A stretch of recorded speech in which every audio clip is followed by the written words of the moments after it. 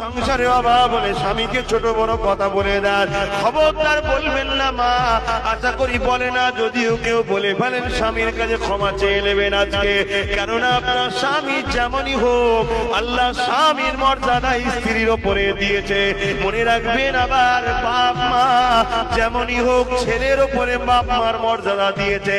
এই বাপ মা যেমনই হোক ছেলেকে সম্মান দিতে হবে। বাপ মা যদি শরাব পান করে, বেপরদা হয়, গুনার কাজও করে, তথাপিও ছেলের কাছে সম্মানীয় হলো বাপ মা। এটা আল্লাহ পাকের ফায়সালা। তুমি ছেলে হিসাবে তাকে আদরের সঙ্গে বুঝাও, তাকে বারবার বুঝাও। যদি না বোঝে ঝগড়া করলে হবে না। নামাজের মুসাল্লা পিছিয়ে দিয়ে চোখের পানি ফেলে বলো, ও আমার আল্লাহ, আমার বাপকে আমি জান্নাতি দেখতে চাই, আমার মাকে আমি জান্নাতি দেখতে চাই।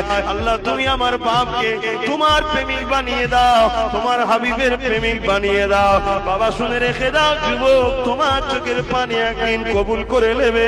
তোমার বাপ দেখবে রাতারাতি পরিবর্তন হয়ে তওবা করে কোন হাক্কানি ওলির হাতে হাত দিয়ে বায়াত হয়ে একদিন নবীর দিদারও পেয়ে যাবে, হাজিও হয়ে যাবে, নামাজি হয়ে যাবে, আল্লাহওয়ালা হয়ে কবরে চলে যাবে।